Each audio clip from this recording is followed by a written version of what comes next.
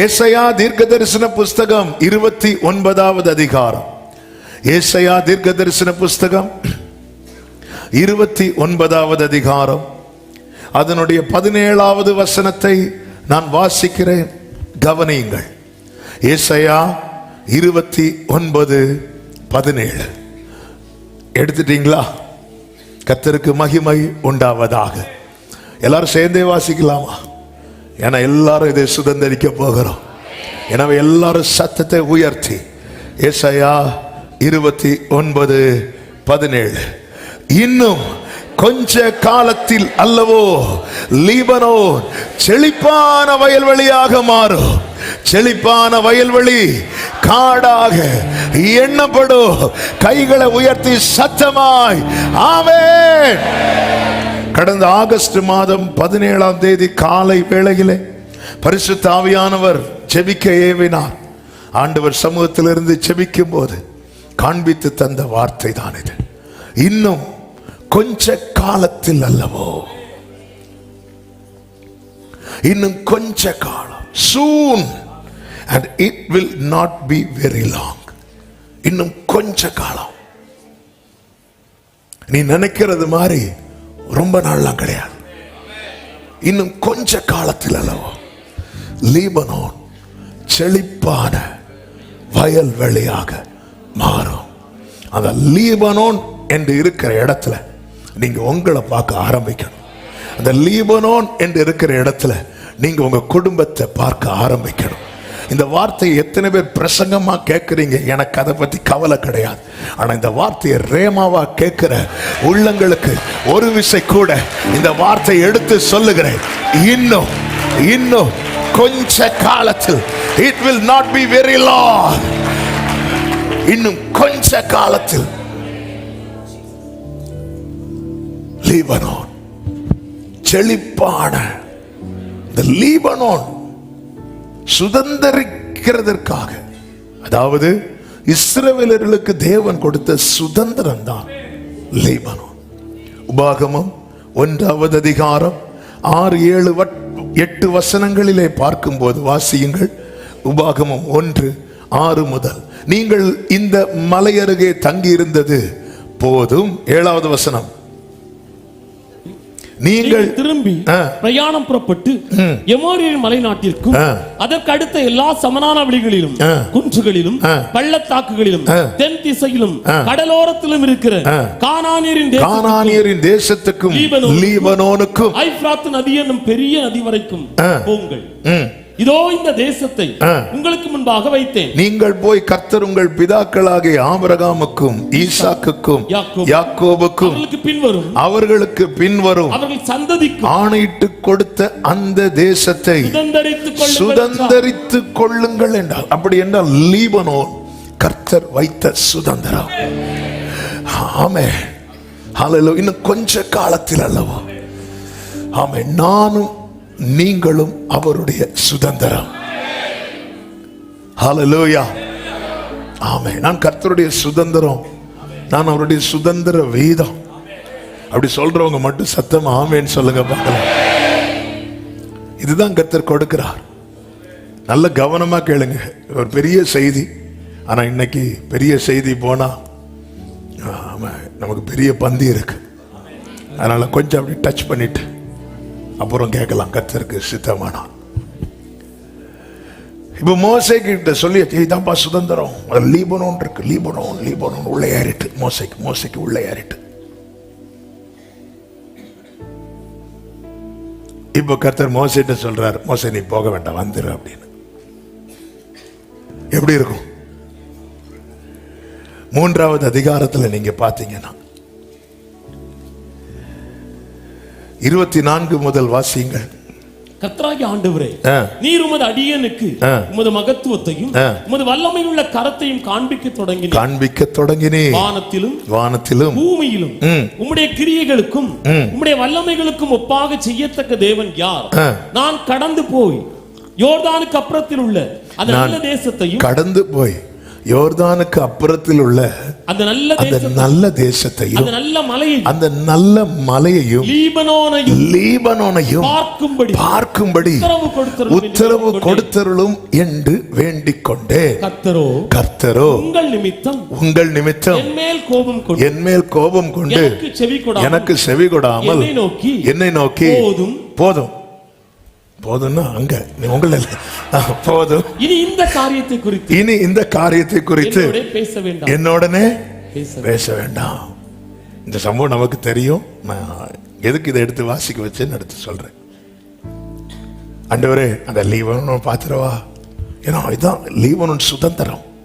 அப்ப மோசே மனசுல என்ன இருக்கு?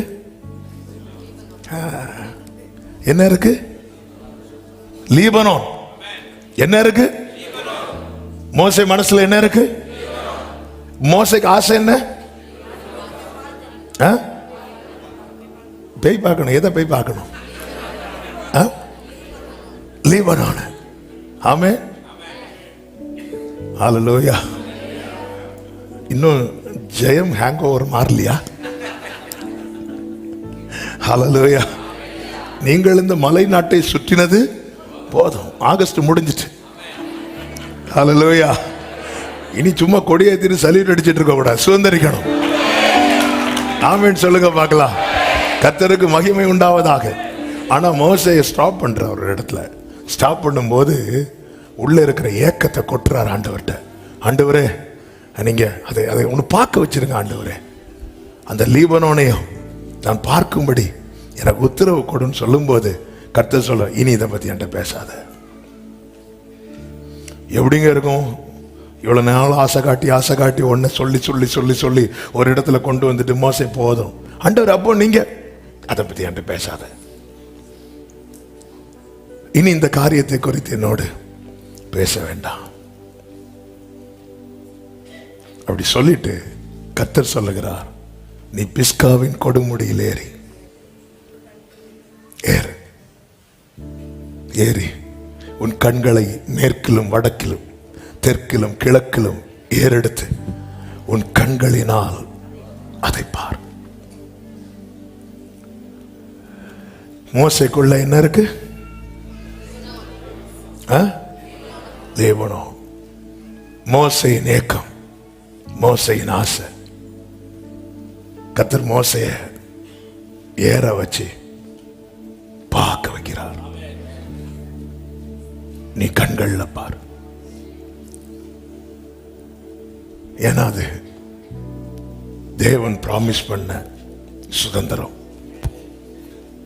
நான் இந்த வார்த்தையை எதுக்கு உங்க முன்னாடி வச்சேன்னா, எனக்கு ஆவியானவர் கற்று தந்ததை அப்படியே சொல்றேன். லீபனோன். எத்தனை பேர் இன்னும் உங்களை அதை பார்க்க ஆரம்பிச்சிட்டீங்கன்னு தெரியல. எனக்கெல்லாம் ஒரு வார்த்தை ஆண்டவர் கொடுத்துட்டாருன்னா உடனே என்ன வச்சு பார்க்க ஆரம்பிச்சிருவேன். அப்போ லீபனோன்னு என்ன கூப்பிட்ட மாதிரி தான் இருக்கும். அப்படி இருக்கும். இப்படி பழகணும். ஆமென். அப்போதான் அந்த வசனம் உங்களுக்குள்ள அப்படி உள்ள போய் அப்படி ஒட்டிரும். உங்களை வெட்டி பார்த்தாலும் உள்ள வசனம் தான் இருக்கணும். ஆமென் சொல்லுங்க பார்க்கலாம். ஹல்லேலூயா. மோசே, ஆண்டவரே நான் பார்க்கட்டுமா? நீ வா, நீ மேல வந்து பாரு, மேல வந்து பாரு. மோசே பார்க்கும்போது மோசையின் கண்கள் பார்க்கிறது, உள்ளம் ஏங்குது. லீபனோன் பிதாவின் வலது பாரிசத்தில் ஒருவர் உட்கார்ந்திருக்கிறார். அவருடைய சுதந்திரம் தான் நானும் நீங்களும். அவர் அங்கிருந்து பார்க்கிறார், இந்த லீபனோனை பார்க்கிறார், அந்த கொடுமுடியிலிருந்து பார்க்கிறார், உன்னதத்திலிருந்து பார்க்கிறார். அவர் பார்த்துதான் கர்த்தர் தம்முடைய ஆவியை பெற்ற தீர்க்கதரிசியை கொண்டு சொல்லுகிறார், இன்னும் கொஞ்ச காலத்தில் அல்லவோ லீபனோன் செழிப்பான. நல்ல கைகளை தட்டி ஹல்லேலூயா. ஆமென். ஆமென். உங்களை தெரிஞ்சவங்க எத்தனை பேர்?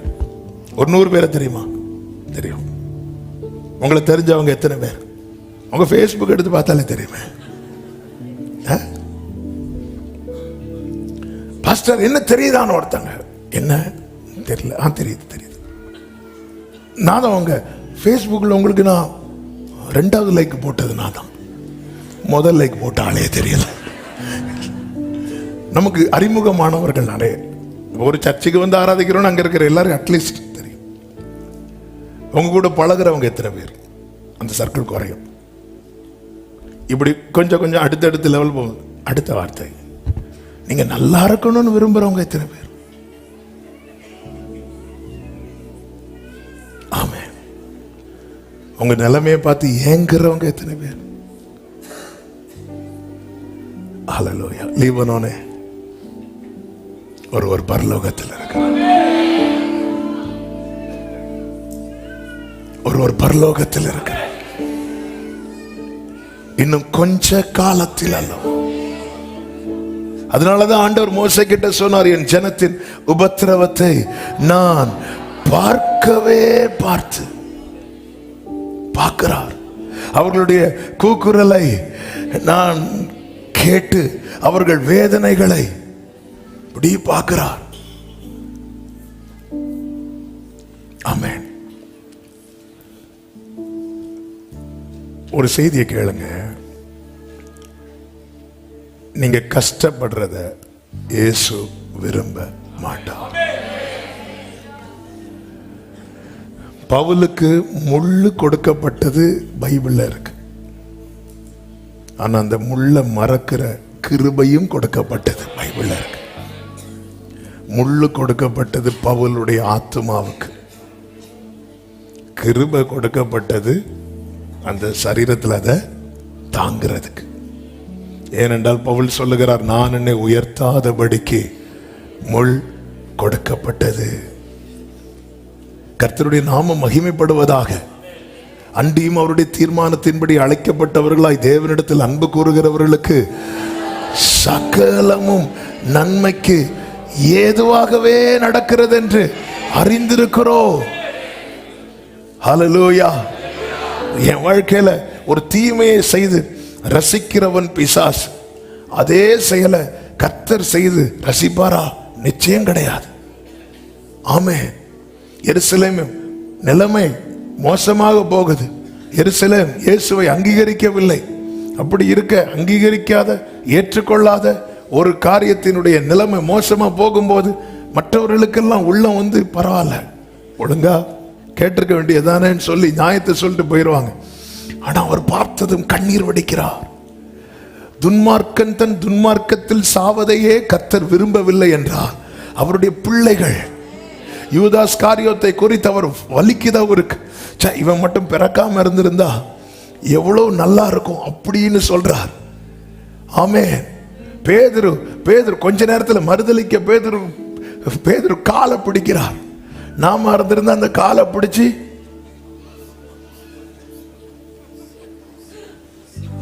என்ன வேணாலும் பண்ணிருப்போம் இல்ல.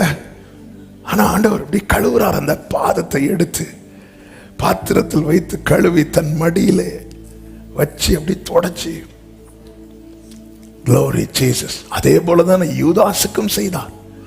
ஏன்? அவருக்குள்ள இருக்கிற ஏக்கம். நீ அவருடைய சுதந்திரம் என்றார், நீ அவருடைய சுதந்திர வீதம் என்றார். உன்னை குறித்து ஏங்குகிற, உன் நல்ல வாழ்க்கையை நினைத்து ஆசைப்படுகிற ஒருவர் பரலோகத்தில் இருக்கிறார். அவர்தான் உனக்காக, எனக்காக, உங்களுக்காக, எனக்காக ஜீவனை தந்த நம் ஆண்டவராகிய இயேசு கிறிஸ்து. வந்த வழிகள் ஒன்னோர்த்திடும்போல் இன்னயோளம் நடத்திய நாதா, நன்னி அல்லாதில் ஒன்னுமில்லா என்னை கரங்களில் வகிச்சவர். நன்னி அல்லாதில் ஒன்னுமில்லா என்னை யாக்கோபே உன்னை சிருஷ்டித்தவரும் இஸ்ரவேலே உன்னை உருவாக்கினவருமாகி கர்த்தர் சொல்லுகிறார். இன்னும் கொஞ்ச காலம். ஏன் இன்னும் கொஞ்ச காலத்துல லீபனோன் செழிப்பான வயல்வெளியா மாறணும்னா இப்போ லீபனோனுடைய கண்டிஷன் என்ன? இப்போ உள்ள கண்டிஷன் மோசமானதுனால தான் இந்த வார்த்தை. நல்லா இருக்கிற, அதாவது நல்ல வேலையில் இருக்கிற ஒரு ஆள்கிட்ட போய் கர்த்தர் தீர்க்க தரிசனம் சொல்றார், உங்களுக்கு கர்த்தர் ஒரு வேலையை தருவார்.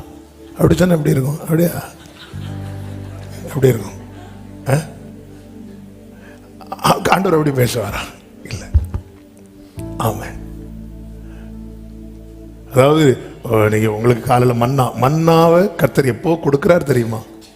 ஜனங்களுக்கு சாப்பாட்டுக்கு அருமை தெரிஞ்சதுக்கு அப்புறம். எகிப்திலிருந்து வெளியே வந்தது மன்னா கொடுத்தாரா? இல்லை. கேட்கட்டும், அவன் என்ன என்ன செய்யறான் பார்ப்போம். உடனே அவங்களுக்கு என்ன ஞாபகம் வந்து தெரியுமா? இறைச்சி பாத்திரங்கள் அண்டையில், இறைச்சி சாப்பிட்டதில்லை, இறைச்சி பாத்திரங்கள். அதாவது இவன் சமைப்பான், எகிப்தியன் சாப்பிடுவான். அட்லீஸ்ட் நாங்க அப்படி எடுத்தாவது அதை பார்த்தாவது வயிறு, அந்த பாத்திரங்கள் அண்டையில் இருந்ததெல்லாம் எங்களுக்கு ஞாபகத்துக்கு வருது. அங்க அதை விட்டுட்டு எங்களை எங்க கொண்டு வரீங்க? பாலும் தேனும் ஓடுகிற, பாலும் தேனும். சரி, நிறைய பேர் ஆண்டவர் கொடுக்கிறார் பாலும் தேனும். டெய்லியும் பாலும் தேனும் சாப்பிட்டா என்ன ஆகும்? எத்தனை ஜெபக்குறி போறோம். அப்படி அப்படி நீங்க ஃபுல்லா மைண்ட்ல தான். கர்த்தர் பார்த்து வைத்திருக்கிற சுதந்திரம், உனக்கு கொடுக்கிற லைஃப். ஹல்லேலூயா. கர்த்தருக்கு மகிமை உண்டாவதாக. ஆமென். ஆண்டவர் இப்பதான் சொல்றாரு, இங்க பாரு, நான் விடியற் காலத்தில் மகிமையை காண்பீர்கள், மாலையில் நான் ஒரு காற்று அனுப்பி காடை கொடுப்பேன். அப்போ நல்ல அங்கிருந்து வரும்போதே ஃபுல் பார்சல் கட்டி இறைச்சி பாத்திரங்களோடு வராங்கன்னு வைங்களேன். வரும்போது இங்கே நான் உனக்கு காடை கொடுப்பேன். காடை இங்கே எங்ககிட்டயே ஆடு மாடு இருக்கு சொல்லுவாங்களா இல்லையா? எங்ககிட்டயே ஆடு மாடுலாம் இருக்கு, நீங்க காடையை கொடுப்பேன்னு சொல்றீங்க. அப்போ தேவன் ஒரு ப்ராமிஸ் ஒரு ஆளுக்கு கொடுக்குறாங்கன்னா அவங்க நிலைமைக்கும் அந்த வாக்குத்தத்தத்துக்கும் சம்பந்தமே இல்லை. சில வாக்குத்தத்தத்தை நம்மளால மனப்பூர்வமா ஆமீன் சொல்ல முடியாததுக்கு ரீசன் என்ன தெரியுமா? அதுக்கும் இதுக்கும் சம்பந்தமே இல்லை, சம்பந்தமே இல்லை. எனக்கான ரேமா என்பதை நான் எப்படி அறிந்து கொள்ள? அதற்கான ஒரு அடையாளம் என்ன தெரியுமா? இப்பொழுது நீ இருக்கிற நிலைமைக்கும் கர்த்தர் செய்வேன் என்று சொன்ன காரியத்துக்கும் ஒரு சம்பந்தம் இருக்காது. ஹல்லேலூயா. ஆமென் சொல்லுங்க பார்க்கலாம். இப்போதைய லீபனோனின் நிலைமை எப்படி இருக்கு? அதே 30வது அதிகாரம், கர்த்தருக்கு மகிமை உண்டாவதாக. லீபனோன்னா யாரு? நாம தான். ஆமென். லீபனோனின் நிலைமை எப்படி இருக்கு பாருங்க. அதனுடைய கர்த்தருக்கு மகிமை உண்டாவது. 8வது வசனத்தை வாசிங்கள். 29:8. அது பசியா இருக்கிறவன், பசியா, இந்த வசனத்தை நல்ல கவனி. பசியா இருக்கிறவன் தான் புசிக்கிறதாக சொப்பனம் கண்டு விழிக்கும் போது அவன் வெறுமையா இருக்கிறது போலவும், அது அவன் வெறுமையா இருக்கிறது போலவும், தாகமா இருக்கிறவன் தான் குடிக்கிறதாக சொப்பனம் கண்டு விழிக்கும் போது அவன் விடாய்த்து தவனத்தோடு இருக்கிறது போலவும் யுத்தம் பண்ணுகிற ஒரு திரளாய் சகல ஜாதிகளும் இருக்கும். எப்படி இருக்குதான்? பசியா இருக்கிறவன் காண்ற சொப்பனம் எல்லாம் போதும் போதும் போதும் போதும் போதும், ஐயோ கொஞ்சம் கொஞ்சம் கொஞ்சம் கூட ரசம் ஊற்றி, ஐயோ ஐயோ வயிறு ஃபுல், இனி சாப்பிட்டா ஒரு பழம் கூட இல்லை. அந்த கேப்ல 2 இட்லி சாப்பிட்டேன் எனக்கு. ஆனா விழிக்கும் போது ஐயோ. அநேகருடைய நிலைமை இப்படிதானே இருக்கு. வார்த்தையை கேட்கும் போது ஆமென், ஐ ரிசீவ் இட். வீட்டுக்கு போனா ஆட்டோக்கு பைசா இல்லை.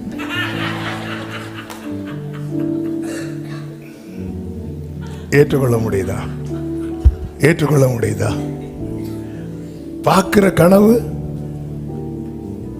வீட்டுக்கு ஃப்ரெண்ட்ல நிறுத்து, கார் நிறுத்த இடம் இல்லை. ஆனா ரியாலிட்டி சைக்கிள் டயர் பஞ்சர் இல்ல. உண்மைதானே? கேட்கிறதற்கும் நம்ம அதனாலதான் கேட்டதை அக்செப்ட் பண்ண முடியல. சில தரிசனங்களை நம்மளால அதை அப்படி விட்டுட்டோம். ஆமென். யோசேப்பு கண்ட சொப்பனம் என்ன? எல்லாரும் அவனுக்கு முன்னாடி விழுந்து கிடக்குறாங்க, நம்ம அண்ணன் மட்டும் நிற்கிறார். அடுத்த நாள் நடந்தது என்ன? நம்ம ஆளு குழியில எல்லாரும் இப்படி பார்க்கறாங்க. ஆமென். சொப்பனம் எப்படி காண்கிறோம்? நல்ல புசிக்கிறது போல. ஆனா விழிக்கும் போது, அதாவது இந்த சமூகத்தில் இருக்கும்போது நம்ம கவலையெல்லாம் மறந்துடும். நம்முடைய வீட்டு நிலைமை தெரியாது. வார்த்தை அந்த பிரசனம் நம்மளை அப்படியே, அதான் உடைய சமூகத்தில் பரிபூரண ஆனந்தம், உடைய வலது பாரிசத்தில் நித்திய பேரின்பம். இது இங்க மட்டும்தான் கிடைக்கும், சாலமோனுக்கு கிடைக்கல. அதனாலதான் சந்தோஷத்தினால் நான் உன்னை சோதித்து பார்ப்பேன். சந்தோஷத்தை உண்டாக்க என்ன செஞ்சு எல்லாம் கொஞ்சம் மகிழும் போது, ஐயோ இன்னைக்கு யார் வீட்டுக்கு போகணும், வீடு மாறக்கூடாது, லிஸ்ட் எடுத்து பாரு, ஐயோ இதெல்லாம் மாயும் மனதுக்கு சஞ்சலமா இருக்கிறது. ஆமென். சாலமோன்கள் இல்ல இல்ல, இங்க கர்த்தர் உங்களை ஆசீர்வதிப்பாராக. ஆமென். இல்ல சிலர்லாம் அப்படி யோசிக்கிறத பார்த்தா கரெக்டு தான். நானும் நேத்து இருந்து ஒரே ஆமென் ஹல்லேலூயா. ஆனா சமூகத்தில் வந்தா ஹல்லேலூயா, கவலைகள் தீர்ப்பார், கண்ணீர் துடைப்பார், கடைசி மட்டும் கைவிடாதிருப்பார். கவலைகள் தீர்ப்பார், கண்ணீர் துடைப்பார், கடைசி மட்டும் கைவிடாதிருப்பார். ஆமென். பாவ மன்னிப்பளிப்பார், பாக்கியம் கொடுப்பார், பரம பதவியினுள் என்றனை எடுப்பார். என் மீட்பர் எனக்கென்ன குறை உண்டு நீ சொல் மனமே, என் மீட்பர் எனக்கென்ன குறை. கேட்பது என்ன, காண்பது என்ன, ஆனா ரியாலிட்டி என்ன இல்ல. அதுக்கு இதுக்கு சம்பந்தமே இல்லை. தரிசனத்துக்காய் நிறைவேற காத்திருந்தவன் ஒரு கட்டத்தில் ஒரு பான பாத்திரக்காரனை பார்த்து யோசேப்பு சொல்ற, நீ வாழ்ந்திருக்கும் போது என்னை அட்லீஸ்ட் உன்னோடைய அசிஸ்டன்ட் ஆவாது. ஆனா கேட்டது என்ன, நீ காண்பது என்ன? நீ கேட்பதற்கும் நீ கேட்டதற்கும் நீ காண்பதற்கும் நீ இப்பொழுது இருக்கிற சூழ்நிலைக்கும் ஒரு சம்பந்தமும் இல்லை. ஆனா சத்தியத்தை கேளு. நீ இனி இருக்க போகிறது இப்பொழுது இருப்பது போலல்ல. உன்னை கர்த்தர் எதை கேட்க வைத்தார் நம்புறவங்க மட்டும்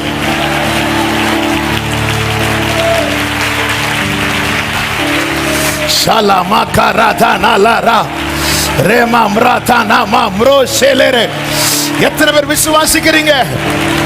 ஹல்லேலூயா. நம்புவதற்கு அப்படிதான் இருக்கும், நம்புவதற்கு. அதனாலதான் இது 29வது அதிகாரம் 14வது வசனத்திலே சொல்லப்பட்டிருக்கிறது. ஆதலால் இதோ நான் அற்புதமும் ஆச்சரியமான அற்புதமும் ஆச்சரியமுமான பிரகாரமாக இந்த ஜனங்களுக்குள்ள ஒரு அதிசயத்தை செய்வேன். அவர்களுடைய ஞானிகளின், இந்த வார்த்தை கவனிச்சு, அவர்களுடைய ஞானிகளின் ஞானம் கெட்டு அவர்களுடைய விவேகங்களின் விவேகம் மறைந்து போகும் என்று ஆண்டவர் சொல்லுகிறார். அதாவது இது வந்து எந்த ஞானிக்கு என்ன பண்ண முடியாது தெரியுமா? சான்ஸே கிடையாது, சான்ஸே கிடையாது. இதெல்லாம் யோசிக்க கூடியதா? இது அதான் என கேட்கிற லீபனோனே, நீ ஒன்றை உன் ஆழ் மனதில் எழுதிக்கோ, நீ தெரிந்தெடுக்கப்பட்டவருடைய சுதந்திரம். அற்ப காலம் மூண்ட கோபத்தினால் இமைப்பொழுது என் முகத்தை உனக்கு மறைத்தேன். அதனாலதான் இப்போ அதனாலதான் பாருங்க, எங்கள் சிறையிருப்பை திருப்பும் போது நாங்கள் எப்படி இருந்தோம் தெரியுமா?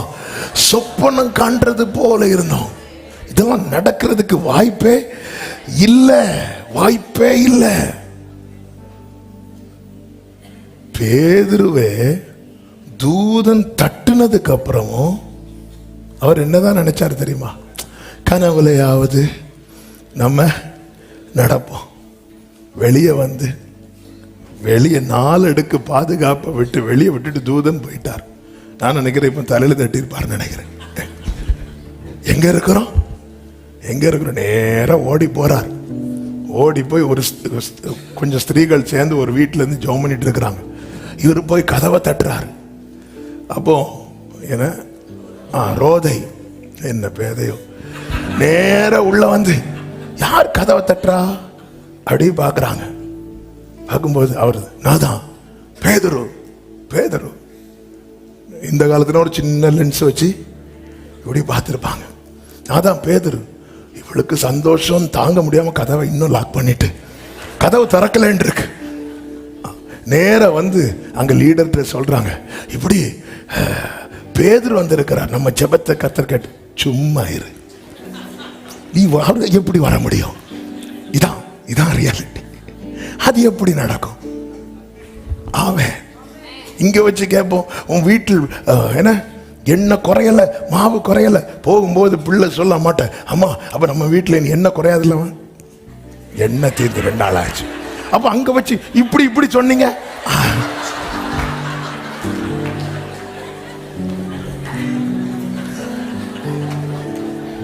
நீ நடக்காதுன்னு சொல்ற உன் ஞானம் கெட்டு என் ஆண்டவர் யார் என்பதை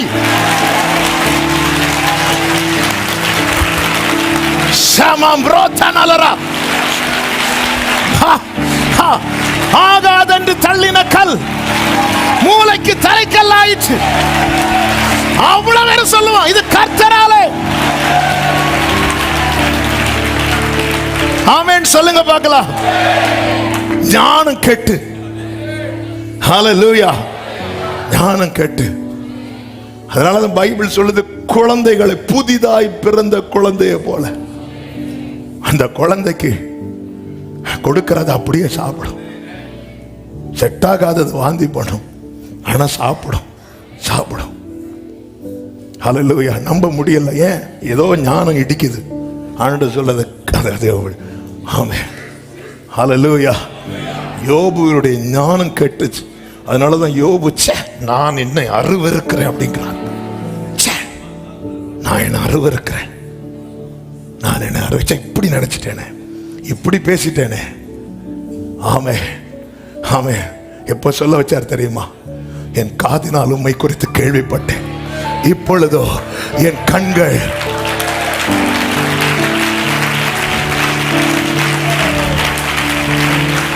இன்னும் கொஞ்ச காலத்தில் அல்லவோ லீபனோன் செழிப்பான வயல் வழியாக மாறும். எத்தனை பேர் நம்புறீங்க? கிரகிக்க முடியா காரியம் செய்வே,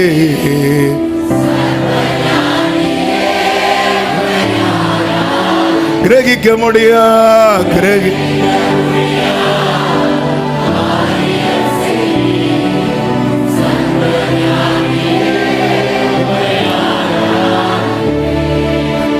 என்னுடைய மூத்த பொண்ணு ஜாஃபியா, அவளுக்கு ஒரு 2 வயசு இருக்கும்போது நம்ம ஊர்ல ஒரு பார்க்ல அவளை கூட்டிட்டு போறேன்.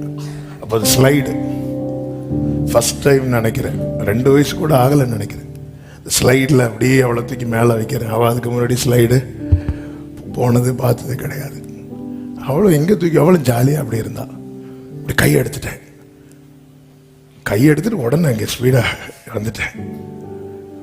கீழே வருது, அவளுக்கு பயம் தாங்க முடியல.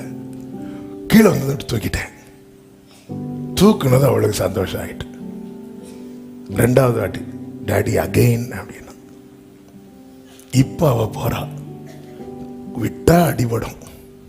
ஆனா அவளுக்கு என்ன நம்பிக்கை தெரியுமா? எங்க அப்பா தூக்குவாரு. அப்படி 2-3 வாட்டி இப்படி விளையாடிட்டு இருக்கும்போது ஆவியானவர் என்கிட்ட பேசுறாரு.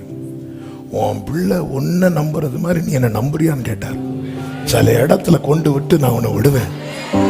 அந்த இடத்துல உன் அறிவை நீ யூஸ் பண்ணக்கூடாது. அந்த இடத்துல உன் ஞானம் அல்ல, அப்பா இருக்கிறா, அப்பா கரம் இருக்கு. இதோ நான் அற்புதமும் ஆச்சரியமுமான பிரகாரமாக இந்த ஜனங்களுக்குள்ளே ஒரு அதிசயத்தை செய்வேன். அவர் செய்ய போகிற அதிசயம் தான் என்ன? இன்னும் கொஞ்ச காலத்தில் அல்லவோ. நல்ல கைகளை தட்டி லீபனோன், லீபனோன். ஆமென்.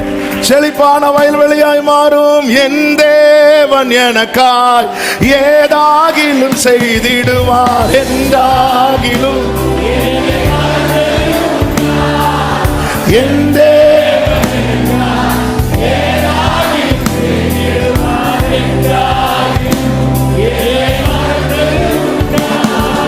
கிரகிக்க முடியா சர்வஞானியே,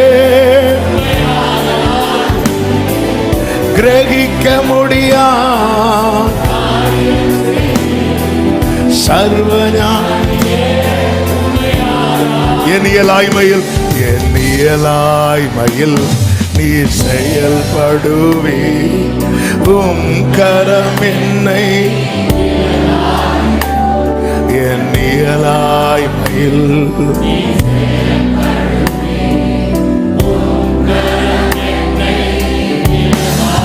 ஆமென். மலைகள்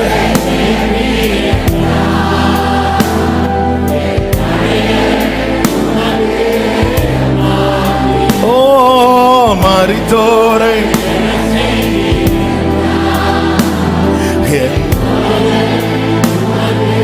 கைகளை உயர்த்தி கிரகிக்க முடியாது.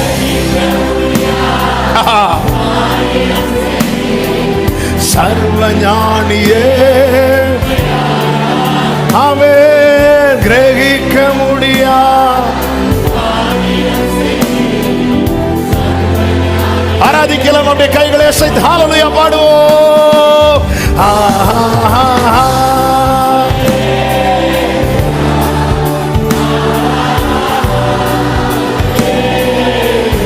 ஆமென்.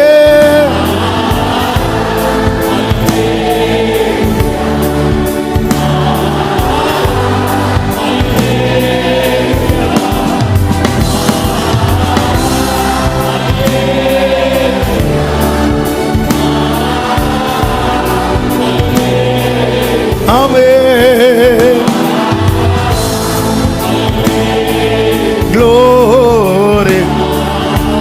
Hallelujah. Hallelujah. அதனால ஆண்டவர் என்ன, இந்த சரித்திரத்துக்குள்ள நான் போகல. ஆண்டவர் பேசின வார்த்தை அப்படியே சொல்றேன். ஏன்னா இனி ஒரு அதிசயம் நடக்கணும். அதுவும் சாதாரண அதிசயம், சும்மா உன்னை அதிசயங்களை காணப்படணும்னு சொன்னாலே நமக்கு அப்படி இருக்கும். அற்புதமும் ஆச்சரியமான, அப்போ பிரகாரமாக எல்லாமே ஒவ்வொன்றுமே அப்படிதான் அப்படிதான். ஒன்று நடந்ததுக்கு அப்புறம் அப்படின்னு இல்லை.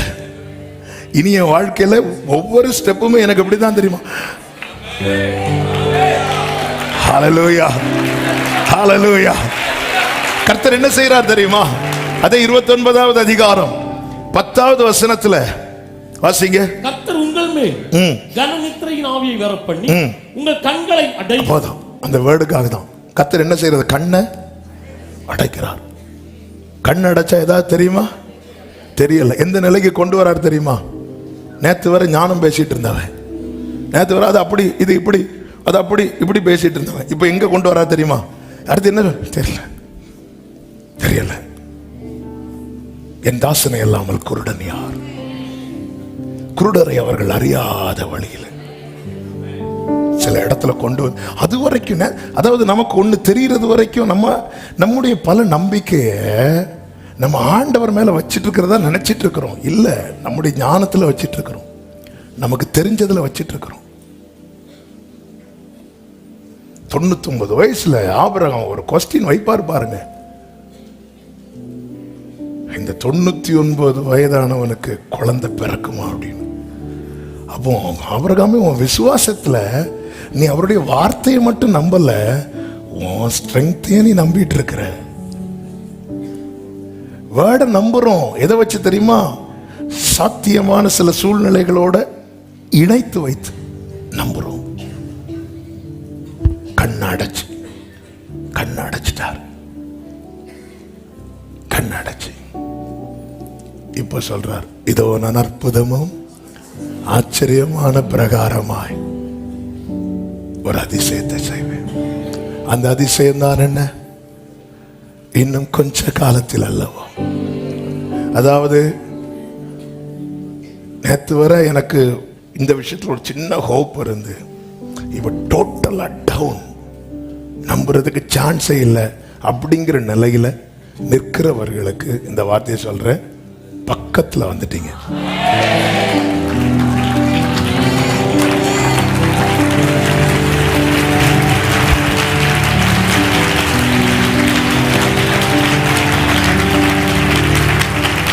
ஹல்லேலூயா. கண்களை அடைச்சு இப்போ சொல்ற, இன்னும் கொஞ்ச காலத்தில் அல்லவோ லீபனோன் செழிப்பான வயல்வெளியா மாறும். அப்படி மாறும் சொல்லிட்டு 18 வாசிங்க. அக்காலத்திலே செவிடர் புஸ்தகத்தின் வசனங்களை கேட்பார்கள், குருடரின் கண்கள் இருளுக்கும் அந்தகாரத்துக்கும் நீங்களாகி பார்வையடையும். ஹல்லேலூயா. அதாவது சிம்பிளா சொல்லணும்னா, சில பிள்ளைங்க சில பெற்றோருக்கு சர்ப்ரைஸ் கொடுப்பாங்க வெளியே. நான் கூட ஒரு வீடியோ ஒன்று பார்த்தேன். ஒரு பையன் சம்பாதிச்சு அவங்க அப்பாவுக்கு காரு வாங்கிட்டு வீட்டு வெளியே நிறுத்திட்டு, அப்பாவை வீட்டுக்குள்ளேருந்து இப்படி கூப்பிட்டு வரா தெரியுமா, இப்படி கண்ணை மூடி, இப்போ நான் இப்படி வந்தேன்னா இங்கே விழுவேன்னு தெரியாது, அப்படி கண்ணை மூடி அப்படியே கூட்டிட்டு வரான். இப்படி வரான், அவ்வளோதான். எங்கே கூட்டிட்டு போறான்னு தெரியுமா? தெரியாது. ஏன்னா ஞானெல்லாம் இப்போ ஒருவனுக்கு முன்னாக அந்த வெளிச்சம் போயிட்டுனாலே அவன் ஞானெல்லாம் கெட்டு அப்படியே கொண்டு வந்துட்டு அந்த காருக்கு முன்னாடி நிறுத்திட்டு அப்படி திறக்கிறார். திறந்தது கண்ணை மூடும்போது, ஃபர்ஸ்ட் மூடும்போது ஓகேவா இருக்கும். கொஞ்ச நேரம் ஆக ஆக நமக்கு வலிக்க ஆரம்பிக்கும். நம்ம கண்ணை மூடிட்டு நேரம் நடங்கன்னு சொன்னா, நம்ம நடக்கும்போது நமக்கு என்ன தோணும் தெரியுமா? நம்ம கிருபையின் வாசலை நோக்கி நடக்கிறோம். ஆனா நீதியின் வாசல்ல போய் முட்டிட்டு இருப்போம். அதான் உண்மை, நமக்கு தெரியாது. அதனாலதான் ஏசாயா 42:16 குருடரை 16 தானே, குருடரை அவர்கள் அறியாத வழியிலே நடத்தி அவர்களுக்கு தெரியாத பாதைகளில் அவர்களை அழைத்து கொண்டு வந்து அவர்களுக்கு முன்பாக இருளை வெளிச்சமும் கோணலை செவ்வையுமாக்குவேன். அவர்களுக்கு முன்பாக இருளை வெளிச்சமும் கோணலை செவ்வையுமாக்குவேன். இந்த காரியங்களை நான் அவர்களுக்கு செய்து, அதன் அர்த்தம் என்ன? உன் கண்ணை அடைக்கிறாருன்னா புரிஞ்சுக்கோ, அவருடைய கைதான் அடைச்சிருக்கு. ஒண்ணுமே தெரியல. ஒரு ஆரம்பத்துல கூட நமக்கு தெரியும், இப்போ ஒண்ணும் தெரியல. ஆமே, மோசே மேல நிறுத்தி காட்டி, பாருப்பா இதான் ஆண்டவரே. ஓகே, ஏக்கத்தோடு மோசே பார்க்கிறான். மோசே ஏக்கத்தோடு பார்க்க யோசுவா அதை சுதந்திரிக்கிறான். லீபனோன் இன்னும் கொஞ்ச காலத்துல இது எப்படி சாத்தியமாகும்? இது எப்படி சாத்தியமாகும்? அதைதான் சகரியா 4வது அதிகாரம் அதனுடைய 6வது வசனத்திலே சொல்லப்பட்டிருக்கிறது. பலத்தினாலும் அல்ல, பராக்கிரமத்தினாலும் அல்ல, என்னுடைய ஆவியினாலேயே. நல்ல கைகளை தட்டி ஆமென் என்று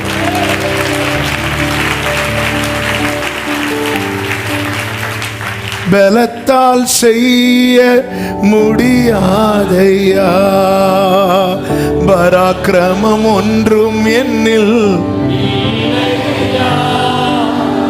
பலத்தால் செய்ய முடியாதையா.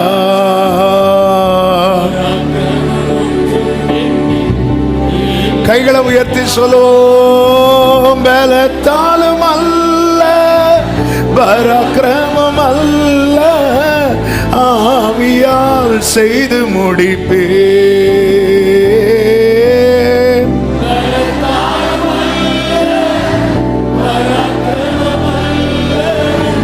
ஆவியால் செய்து முடிப்பே. ஆமென். எனவேதான் ஆகாய் தீர்க்கதரிசியை கொண்டு சொல்லும் போது அதனுடைய 2வது அதிகாரம் 4-5 வசனங்களை கொஞ்சம் வேகமாய் வாசியுங்கள். ஆனாலும் செருபாபேலே கர்த்தர் சொல்லுகிறார். அதுக்கு முந்தின வசனத்திலிருந்து வாசிங்க. இந்த ஆலயத்தின் முந்தின மகிமையை கண்டவர்களே, உங்களுக்குள்ளே மீந்திருக்கிறவர்கள் யார்? இப்பொழுது இது உங்களுக்கு எப்படி காண்கிறது?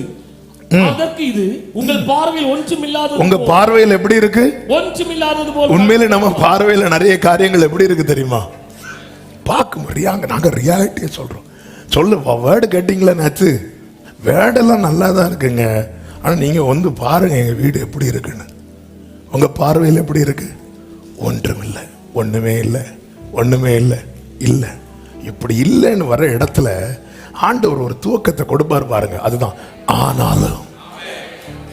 ஆனாலும் செருபாபேலே நீ திடங்கொள். இல்லாதவனை திடப்படுத்துகிற ஒரே ஒருத்தர் உண்டு, நான் பரலோக தேவன் மட்டும்.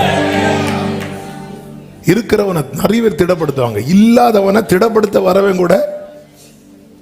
ஆமே ஆமே. அதாவது என்ன சொல்றதுக்கு, 2 குத்தி தான் தடவான்.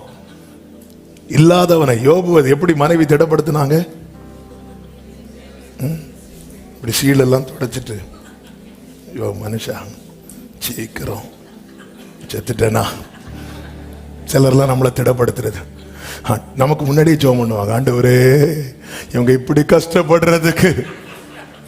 உடனே படுக்கையில் இருக்குன்னு சொல்லுவாங்க, ஆண்டவரே நான் போறதுக்கு முன்னாடி அந்த ஆளை எடுத்துட்டீங்கன்னா. சிலர்லாம் திடப்படுத்துறத பார்த்தா, ஆனா ஆண்டவர் எப்படி திடப்படுத்துவார் தெரியுமா? அவன் நீ திடன்கொள், நீ திடன்கொள், நீ திடன்கொள், நான் உங்களுடனே இருக்கிறேன். நீங்கள் எகிப்திலிருந்து புறப்படுகிற போது நான் உங்களோட உடன்படிக்கை பண்ணின என் வார்த்தையின்படி, அடுத்த வார்த்தை, என் ஆவியானவரோ உங்கள் நடுவில் நிலை கொண்டிருப்பா. கைகளை உயர்த்தி ஆமென் சொல்லுங்க பார்க்கலாம்.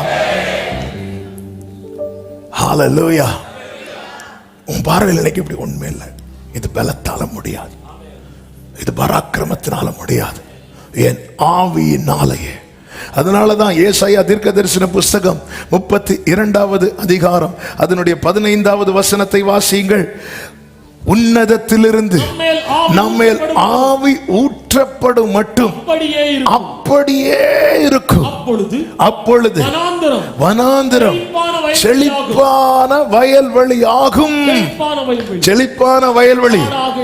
அப்போ ஏசாயா 29:17 32:15 சேர்த்து நீங்க மெடிடேட் பண்ணணும். அப்போ இது ஏன் சுயத்தால முடியாது. ஏன்னா ஏன் ஞானெல்லாம் கெட்டு, ஏன் சுயத்தால முடியும்னா என் ஞானம் அதை சொல்லும், ஏன் பலத்தால முடியும்னா என் விவேகம் அதை சொல்லும். இந்த இடத்துல நான் ஏதாவது சொல்லி மாறிடக்கூடாதுன்னு பாருங்க. நட்சத்திரத்தை கண்டு சாஸ்திரிகள் வராங்க, அவங்க ஞானம் சொல்லுது, ராஜா தானே தேடி வர, அப்போ அவர் எங்க தான் பிறந்திருப்பார்? அரண்மனையில தான் பிறந்திருப்பார். இதுதான் ஞானம் சொல்லும். நேர உள்ள போயிட்டு வந்து அந்த ஊரையே அள வச்சாங்க, அந்த ஊரையே அள வச்சாங்க. மேய்ப்பர்கள் வராங்க, அவங்களுக்கு ஒரு ஞானம் இல்லை, ஒன்றும் இல்லை. அதனால அவங்கள்ட்ட கருத்து என்ன சொல்ல, பிள்ளையை துணிகளிலே சுற்றி முன்னடையில் கடத்தியிருக்க காண்பீர்கள். எங்க உண்மையில் இது சாஸ்திரிகள் நினைக்கிறது போல ஏசு அரண்மனையில் பிறந்திருந்தார்னு வைங்களேன், ஏசு அரண்மனையில் பிறந்திருந்தா இந்த மேய்ப்பர்களை உள்ள விட்டுருப்பாங்களா? என் ஆண்டவர் சாஸ்திரிகளுக்கு மட்டுமல்ல தேவன், மெய்ப்பர்களுக்கும் அவர் தான். திக்கற்ற பிள்ளைக்கு சகாயரவர். ஆமென் சொல்லுங்க பார்க்கலாம்.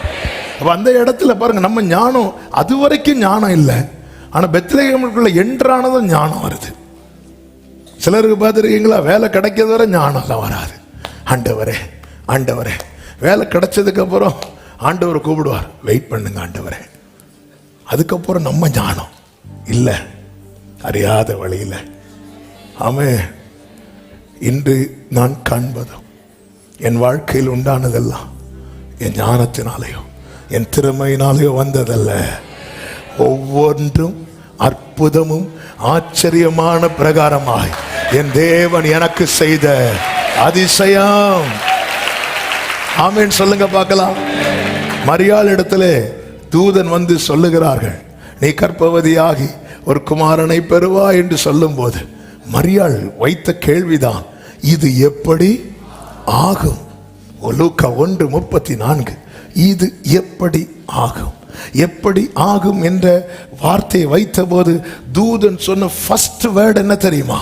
35 வாசியுங்கள். தேவதூதன் அவளுக்கு பிரதியுத்தரமாக, பரிசுத்த ஆவி உன்மேல் வரும். அவ்வளவுதான். வெரி ஃபர்ஸ்ட் வேர்ட் என்னதான்? பரிசுத்த ஆவி உன்மேல வரும். ஹல்லேலூயா.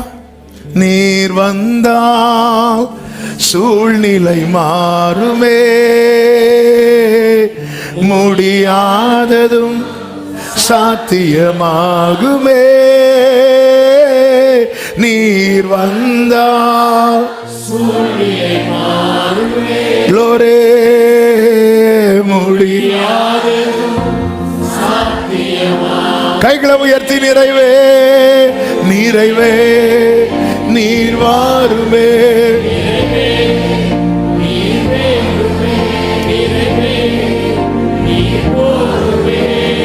ஆவியானவரே நிறைவே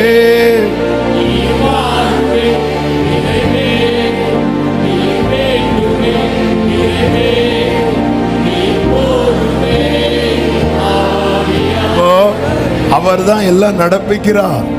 அதனாலதான் சொல்லுகிற வார்த்தை, அபிஷேகத்தை பெற்றுக்கொண்டவர்கள் அந்த லைன்லயே இருக்கணும். ஆவியில அனலா இருங்க, அதாவது ஆவியை அவித்து போடாதிருங்கள் பைபிள்ல இருக்கு. அதன் அர்த்தம் என்னன்னா, அதை அணைச்சு போடலாம், அணைச்சு போடலாம். அபிஷேகம் ஊற்றப்படுவது அந்நிய பாஷை பேசுறதுக்கு மட்டும் கிடையாது. என் வாழ்க்கையில் அந்த மாற்றம் ஆவியானவரால், ஆவியானவர் அதை நடப்பிப்பார்.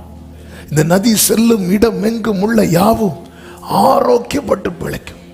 நதியின் அளவு கூடின பிறகு எசேக்கியேலுக்கு காண்பித்து கொடுத்ததுதான், இக்கரையிலும் அக்கரையிலும் திரளான விருட்சங்கள். வரும்போது பார்க்கலையே, போகும்போதுதான் இது எப்படி சாத்தியமாச்சு? இது பலத்தினாலும் அல்ல, இது பராக்கிரமத்தினாலும் அல்ல, இது தேவனுடைய ஆவியினால். ஆமென் சொல்லுங்க பார்க்கலாம். இன்னும் கொஞ்ச காலத்தில் அல்லவோ, அந்த தமிழுக்காக ஆண்டவருக்கு ஸ்தோத்திரம். இன்னும் கொஞ்ச காலத்தில் அல்லவோ, அந்த வசனத்தை உடனே போடுங்க. ஆமென். இன்னும் கொஞ்ச காலத்தில் அல்லவோ லீபனோன். அப்ப தேவனுக்கு தெரியும், தேவனுக்கு தெரியும். ஒரு 5 வார்த்தைகளை குயிக்கா சொல்லிட்டு ஜெபம் பண்ணுவோம். நேரம் போகிறது. 1, காலங்களையும் சமயங்களையும் நிர்ணயித்தவர் கர்த்தர். காலங்களையும் சமயங்களையும் நிர்ணயித்தவர். ஆதியாகமம் 1:14. வேகமா வாசிங்க. ஆதியாகமம் 1:14. பகலுக்கும் இரவுக்கும் வித்தியாசம் உண்டாகத்தக்கதாக வானம், நான் வாசிக்கிறேன். வானம் என்கிற ஆகாய விரிவிலே சுடர்கள் உண்டாக கிடவது. அவைகள் அடையாளங்களுக்காகவும் காலங்களையும் நாட்களையும் வருஷங்களையும் குறிக்கிறதற்காகவும் இருக்க கிடவது. அப்போ காலத்தையும் சமயங்களையும் நிர்ணயித்தவர் யாரு? கர்த்தர். ஒரு தேவ பிள்ளைக்கு இது தெரியணும். சங்கீதம் 74:17 சொல்லப்பட்டிருக்கிறது, பூமியின் எல்லைகளை எல்லாம் திட்டம் பண்ணினீர், கோடை காலத்தையும் மாறி காலத்தையும் உண்டாக்கினீர். கர்த்தர் நிர்ணயிக்கிறார். ஆமென் சொல்லுங்க பார்க்கலாம். சவுல் சாமுவேல் இடத்தில் வருவதற்கு ஒரு நாளுக்கு முன்னமே, இந்த வசனத்தை வாசிங்க. 1 சாமுவேல் 9:15-16 வசனங்கள்.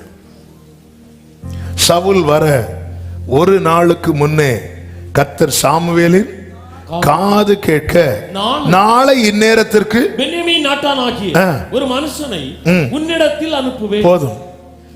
இந்த இந்த இந்த இந்த சாப்டர் அப்படியே வச்சுட்டு இன்னொரு சம்பவத்தை அப்படியே நான் லிங்க் பண்றேன்.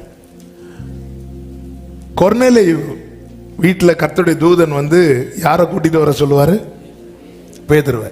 இப்போ பேதுருவை கூட்டிட்டு வர சொல்லும் போது இந்த பக்கம் கொர்நேலியுட்டையும் அந்த மேட்டரை சொல்றாரு, அந்த பக்கம் பேதுருட்டையும் சொல்றாரு. ஓகே, அப்போ இது ஓகே, ஆண்டவர் பேசி 2 பேரும் மீட் பண்றாங்க, ஃபைன். ஆனா இங்க நாளைக்கு இந்நேரத்தில், நாளை இந்நேரத்திற்கு என்ன டைமிங்குங்க? நாளைக்கு நேரத்துக்கு சவுல் வருவான், அவனை நீ அபிஷேகம் பண்ணு அப்படின்னு சொல்லிட்டு ஆண்டவர் சொல்றார், நாளைக்கு இந்த நேரம். அப்போ சொல்லிட்டு அந்த நேரத்தில் என்னெல்லாம் செய்ய வைக்கிறார் தெரியுமா? கழுதையை தேட வச்சு காணாம அழுத்து வீட்டுக்கு போக பிளான் போடுறான். யாரு? சவுல். பல பிளான் நடக்காதது காரணம் என்ன தெரியுமா? அவர் ஏற்கனவே ஒரு பிளானை போட்டு வச்சிருக்கிறார். என்ன வீட்டுக்கு போக பிளான் போட்டுட்டு இருக்கும்போது ஒரு வேலைக்காரன் சொல்றான். என்ன சொல்றானா, இங்கே ஒரு ஞான திருஷ்டிக்காரன தீர்க்கதரிசி, ஒரு ஞான திருஷ்டிக்காரன் இருக்கிற, அவன்கிட்ட போகிறதுக்கு சவுல்ட்ட என்ன இல்லை, காணிக்கை இல்லை. பக்கத்தில் அவன் கையில் காணிக்கை இருக்கு. என்ன ஆண்டவருங்க. அப்போ ரெண்டாவது சூழ்நிலையை தடுக்கிறதுக்கான ரெண்டாவது சூழ்நிலை. முதல் சூழ்நிலை என்ன? அப்பா கழுதையை காணாத கவலையை விட்டு நம்மளை காணாம கவலைப்பட்டுட்டு இருப்பார். செட் பண்ணிட்டார், நாளைக்கு இந்த நேரம் ஆகஸ்ட் 1 காலையில் டைம் எப்போ சொன்னால் திரும்பி பார்ப்பீங்க. இந்த டைம் இங்கே இருக்கணும்னு அவர் ப்ரோக்ராம் பண்ணதுனால இருக்கிறோம். நாளைக்கு இந்நேரம் எங்கே இருப்போன்னு நாம ப்ரோக்ராம் பண்ணல. காலங்களையும் சமயங்களையும் நிர்ணயிக்கிறவர் கர்த்தர். ஹல்லேலூயா. விருந்து இது பஸ்கா ஆயத்தம் பண்ண அனுப்பும்போது ஒருத்தன் தண்ணி எடுத்துட்டு போவான் பாருங்க.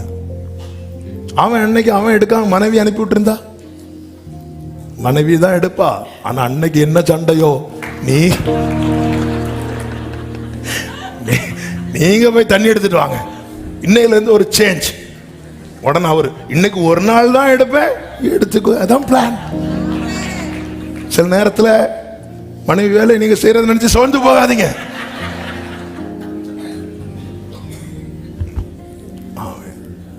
இப்படிதான் ஒருத்தங்க வீட்டுக்கு தெரியாம போய் ஞானஸ்நானம் எடுத்துட்டு வந்தாங்க.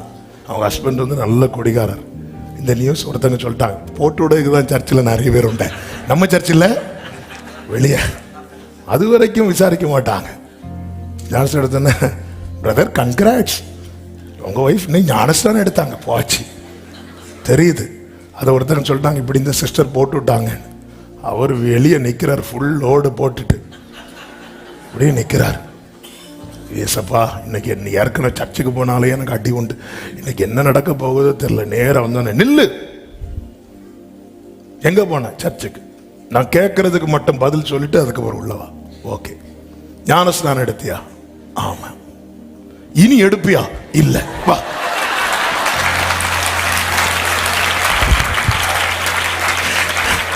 ஞானிகளுடைய ஞானத்தை சிலர் ஆமான் தலையாட்டினதையும் பார்த்தேன். எங்களை ஒரு வாட்டி கூட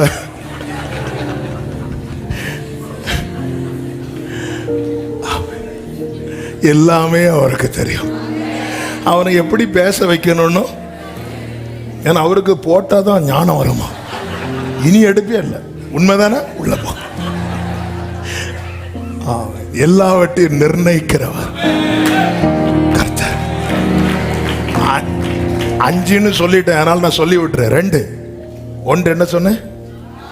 காலங்களையும் சமயங்களையும் நிர்ணயிக்க. 2 காலங்களையும் சமயங்களையும் மாற்றுகிறவர். சூரியன் அஸ்தமிக்க போகுது. ஆண்டவர்கிட்ட பேசுற, ஆண்டவரை கொஞ்சம் நிக்க வைங்க. நீ சொல்லிடாத, சூரியனே நின்னுட்டா. யாரு? யோசுவா நிக்குது. எசேக்கியா அழுத போது அந்த கடிகாரம் எப்பவுமே முன்னாடி தான் போகும், இவர் ரிவர்ஸ்ல போக வைக்கிறார். இது எப்படி சாத்தியம் ஆகும்? அவர்கிட்ட இருக்கு அவருடைய பேட்டரி. அவர் போட்ட பேட்டரியில இந்த உலக டைமிங் ஓடிட்டு இருக்கு. ஆமே ஆமே. ஹல்லேலூயா. காலங்களையும் சமயங்களையும் மாற்றுகிறவர். ஆமென் சொல்லுங்க பார்க்கலாம். ஹல்லேலூயா. 3 நம் காலங்கள் கர்த்தருடைய கரத்தில் இருக்கிறது. சங்கீதம் 31:15. நம் காலங்கள் ஏசபேல் கையில் அல்ல, ஏரோதின் கையில் அல்ல, கர்த்தருடைய கரத்தில் இருக்கிறது. ஆமென். அப்போஸ்தலர் 14, 19, 20 வசனங்களில் ஜனங்கள் எல்லாம் பவுலை கல்லெறிகிறாங்க. அவன் மரித்து போனான் என்று எண்ணி அவனை பட்டணத்துக்கு வெளியே இழுத்து கொண்டு போனார்கள். சீஷர்கள் அவனை சூழ்ந்து நிற்கிறாங்க. கொஞ்சம் பேர் ஜெபம் பண்ணி இருக்கலாம், கொஞ்சம் பேர் இவரை எங்க அடக்கம் பண்ணலாம், கொஞ்சம் பேர் யார் பெட்டி வாங்க போறா. சுத்தி இருக்கும்போது வேதம் சொல்லுகிறது அவன் எழுந்து. ஆமா, எப்படி இருந்திருக்கும்ல, செத்துட்டான் நினைக்கிறாள், திடீர்னு எழும்புனா. அவன் எழுந்து பட்டணத்துக்குள், ஹாஸ்பிட்டலுக்கு போனான் இல்ல, பட்டணத்துக்குள். ஏன்? காலம் என்ன வரல. காலத்தை நிர்ணயிக்கிறவங்க உன்னை பகைக்கிற ஜனம் அல்ல. ஹல்லேலூயா. அப்போஸ்தலர் 28 எடுக்க வேண்டாம், டைம் ஆயிட்டு. 28 பவுல் கையில ஒரு பாம்பு கடிக்கும் போது எல்லாரும் இவன் இப்போ எப்படி சாவானா, வீக்கங்கட்டு. அதுவும் அவங்களே தீர்மானிக்கிறாங்க அவர் எப்படிதான் சாவாராம், வீக்கங்கண்டு அவர் அல்லது சடுதியாய் விழுந்து சாவான் என்று அவர்கள் பார்த்துட்டே இருந்தாங்க. இப்படி பார்த்துட்டே இருந்தாங்களாம், பார்த்துட்டே இருந்தாங்க. எங்க அப்பாவை இப்படிதான் வந்து ஒரு நாய்க்கு அடிச்சிட்டு ஊழியத்துக்கு வந்த ஆரம்பத்தில். அப்போ இத்தனை நாளுக்குள்ள அப்படி இப்படின்னு ஏதோ சொல்லுவாங்கல்ல, அந்த நாயும் சாவக்கூடாது, அந்த நாய் செத்துட்டான் கொஞ்ச நாள்ல. அதனால அந்த குறிப்பிட்ட டைம் வரும்போது ஏதா ஆயிரம்னு சொல்லிட்டு கொஞ்சம் சகோதரர்லாம் சேர்ந்து நைட் இருந்து அப்படி எங்க அப்பா அப்படி பார்த்துட்டே இருந்தாங்களாம். ஏன்னா அந்த டைம் நைட்டு 1 மணி. அவங்க பார்த்துட்டு அவங்க தூங்கிட்டாங்க. எங்கள் அப்பாவும் தூங்கி அடுத்த நாள் காலையில் எழுப்பி அவங்கள எல்லாரும் போய் எங்கள் அப்பா எழுப்பினது எல்லாம் பயந்து. அவன் எங்க முடிந்ததென்று நினைத்தனா உயிர் வாழ்கின் அழகான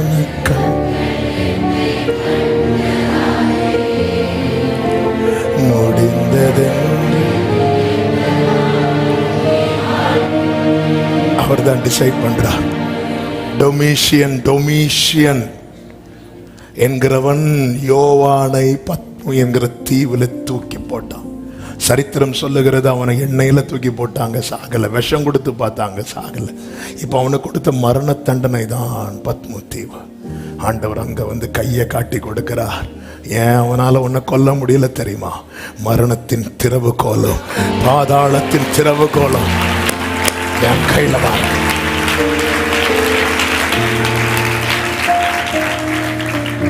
ஹல்லேலூயா. 4 ஏற்ற காலத்தில் தீவிரமாய் நடப்பிப்பார். ஏற்ற காலத்தில் ஏசாயா 60:22 ஏற்ற. அப்போ காட் வந்து ஒரு டைமை செட் பண்ணி தான் வச்சிருக்கார். அவசரப்படுத்தி அவரை செய்ய வைக்க முடியாது, தாமதித்து ஏற்ற காலம். அதனாலதான் வேதம் சொல்லுகிறது, ஏற்ற காலத்தில் அவர் உங்களை உயர்த்தும்படிக்கு அவருடைய பலத்த கைக்குள்ளே அடங்கிருங்கள். 5 காலம் சமீபிக்கிறதை அறிந்து கொள். நான் வாக்கு தத்தத்தை உடையவன். நான் அதை நோக்கி தான் கர்த்தர் பயணிச்சிட்டு இருக்கிறார். அந்த லாஸ்ட் டைம் வரும்போது சொதப்பிடக்கூடாது. அதனாலதான் வாக்கு தத்தம் நிறைவேற 1 வருடம் இருக்கும்போது, அதாவது ஆபிரகாமின் 99 வயதுல கர்த்தர் சொல்வார், நீ எனக்கு முன்னாக நடந்து கொண்டு. அதன் அர்த்தம் என் பார்வையிலே இருக்கணும். ஆபிரகாமே, டைம் ஆயிட்டு, நெருங்கி வரப்போகுது.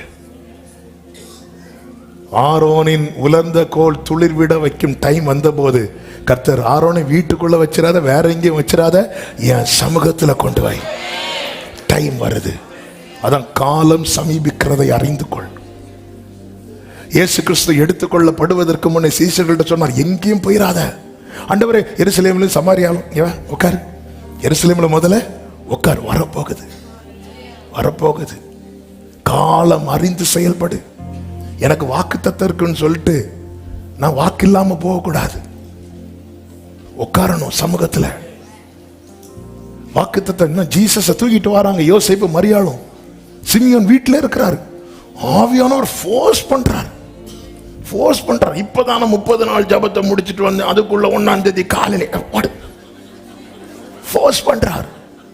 ஆவியின் ஏவுதலினால வந்தா இருக்கு. ஏவுறான உட்காராத. என்ன ஃபாஸ்டிங் முடிச்சு உட்காராத, சேர் எடுத்துருவேன். ஆமா, சர்ச்சிலேயும் போய் உட்கார்ந்து சேர் எடுக்கிறாங்க. நீங்களும் சேர் எடுத்தா உட்கார வாவின் ஏவுதான், நீ நிக்கணும் அந்த இடத்துல மட்டும். சிமியோன் வராம இருந்திருந்தா இவ்வளவு நாள் காத்திருந்து. காலத்தை அறிந்து செயல்படு. நீ சாதாரணமானவன் அல்ல. இன்னைக்கு உள்ளதை வச்சு நீ உன்னை பார்க்கிறது தான் உன்னுடைய தோல்வி. இன்று உள்ள நிலையை வைத்து நீ உன்னை பார்க்கிறல, இதுதான் தோல்வி. வெள்ளம் போல சத்துரு வரும்போது ஆவியானவர் கொடி ஏற்றுவார், ஏற்றுவார்.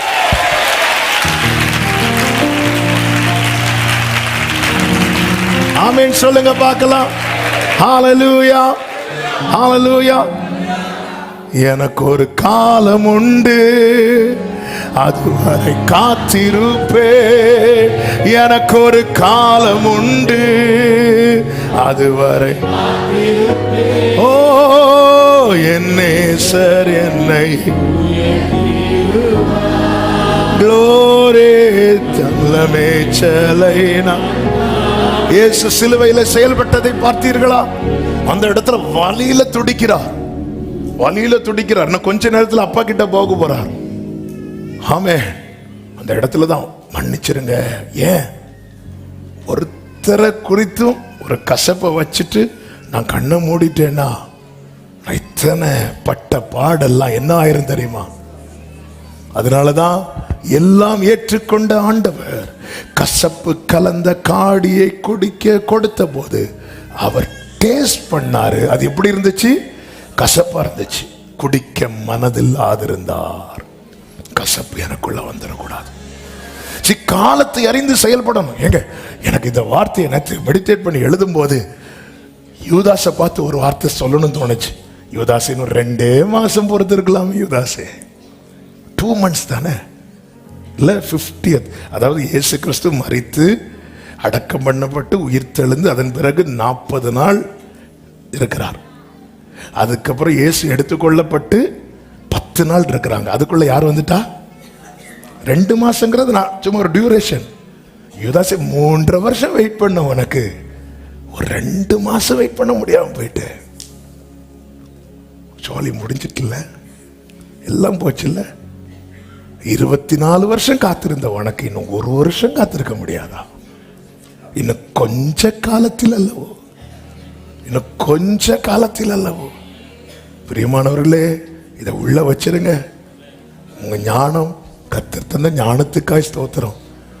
ஆமென். கர்த்தர் தந்த விவேகத்துக்காய் ஸ்தோத்திரம். அதே நேரத்தில் கர்த்தருடைய வார்த்தைக்கு எதிராய் உன் ஞானம் செயல்படுதுன்னா நீயே உன்னை பைத்தியம் நினைச்சுக்கோ. அவர் ஞானிகளை வெட்கப்படுத்த பைத்தியங்களை தெரிஞ்சிடு.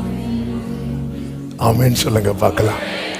கொஞ்ச காலத்துல இந்த லீபனோன் செழிப்பான வயல்வெளியாய் மாறும். இது எப்படி ஆகும்? உன்னதத்திலிருந்து ஆவி, அது கர்த்தராலே ஆகும். இது நம்முடைய கண்களுக்கு எப்படி இருக்க போக தெரியுமா? ஆச்சரியம். அப்படியே கண்களை மூடி வலது கரத்தை உயர்த்தி இடது கரத்தை இருதயத்தில் வைத்து உங்க சமூகத்திலே தரித்திருக்க எனக்கு கிருபை தாங்கப்பா. ஹல்லேலூயா. ஆமென், ஆமென், ஆமென். நீங்க போதும் ஏசப்பா, உங்க சமூகம் எனக்கப்பா. நீங்க போதும் ஏசப்பா, உங்க சமூகம். அப்பாவும் சந்நிதியில், அப்பாவும் சந்நிதியில்.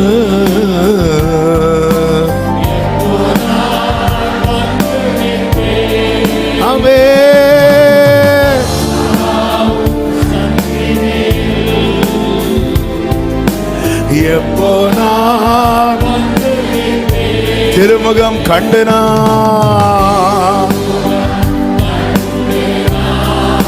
திருப்தியில் மூழ்குவே. க்ளோரி உம் திருமுகம், திருப்தியில் மூழ்குவே. நீங்க போதும் ஏசப்பா, உங்க சமூகம். ஆமே, நீங்க போதும் போதும் உங்க சமூகம். ரெண்டு கைகள் அப்படியே உயர்த்தி, இன்னும் கொஞ்ச காலத்துல என் வாழ்க்கையை நீங்க செழிப்பான வயல்வெளியாய் மாற்ற போறீங்க. ஆண்டவரே, இந்த 1ஆம் தேதி காலை வேளையில என்னை உங்க சமூகத்துல கொண்டு வந்து இந்த வார்த்தையை கேட்க வச்சிருக்கிறீங்க. அப்பா, நான் இந்த விஷயத்துல என் ஞானத்தை நம்பல, என் விவேகத்தை நம்பல, நான் முழுமையா உங்களை நம்புறேன், உங்களை நம்புறேன். இன்னும் கொஞ்ச காலத்தில் அல்லவோ லீபனோன் செழிப்பான செழிப்பான வயல்வெளியாகும். ஆமென் என்று சொல்லி கைகளை தட்டி இயேசுவின் நாமத்தில் அப்படியே ஆவதாக. ஒவ்வொருவரையும் சாட்சியாய் நிறுத்துவீராக. ஆமென். பரிசுத்த பிதாவே, நல்ல தகப்பனே, நன்றி செலுத்துகிறோம். உங்க கிருபை பெரியதப்பா. கடந்த 8 மாதங்கள் எங்களை கண்மணி போல பாதுகாத்து அதிசயமாய் நடத்தி இந்த 9வது மாதத்தை கிருபையாய் காண செய்து உங்க சமூகத்தில் கொண்டு வந்து உம்மை ஆராதிக்க வைத்து ஆண்டவரே, உம்முடைய ஆசீர்வாதமான வார்த்தைகளை எங்களுக்கு ஈவாய் தந்த தயவுக்காய் நன்றி.